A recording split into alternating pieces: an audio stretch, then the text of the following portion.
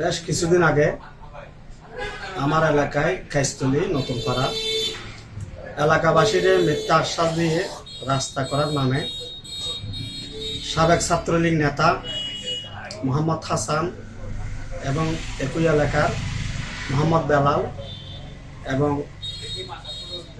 বদুয়ারা বাসিন্দা নুরুল আলম এবং জাগার মালিক জিয়াবুল সহ 4 জনে তারা বিশাল পাহাড় কাটি বিভিন্ন স্থানে মাটি বিক্রি করে এবং বদুয়ারা কলগড় হাইস্কুলে বিভিন্ন নিম্ন অঞ্চলে তারা মাটি বিক্রি করে। এই বিষয় প্রশাসন যখন জানতে পারে বিভিন্ন মিডিয়ার মাধ্যমে আমিও প্রশাসনকে অবগত করছি। পরবর্তী প্রশাসন ঘটনাস্থলে অভিযান চালাই। অভিযানের সময় কাউকে উপস্থিত পাই নাই। পরবর্তী যারা মাটি কাটি বিক্রি করছে আমার মনে হয় তাদের সহযোগিতায় এলাকার নিরহ 19 জন মানুষের নামের একটা তালিকা দেওয়া হয়েছিল।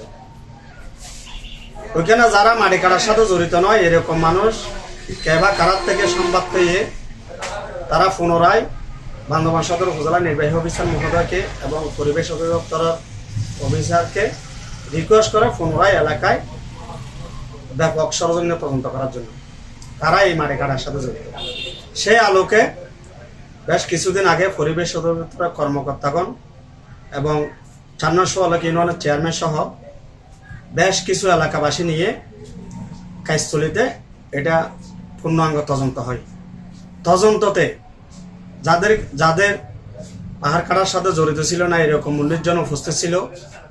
ওখান থেকে সাবেক ছাত্রলীগ নেতা মোহাম্মদ হাসান এবং মোহাম্মদ বেলাল এবং নুরুল আলম, জাগার মালিক জিয়াবুল সহ তারা সকলের সম্মুখে মানে তারা 4 জনে মাটি বিক্রয় করছে এটা স্বীকারোক্তি দিয়ে তারা কাগজে সই করে এবং 19 জন জড়িত নাই এবং এই 4 জনে সবকিছু করছে, ওরা দায় স্বীকার করে নিছে।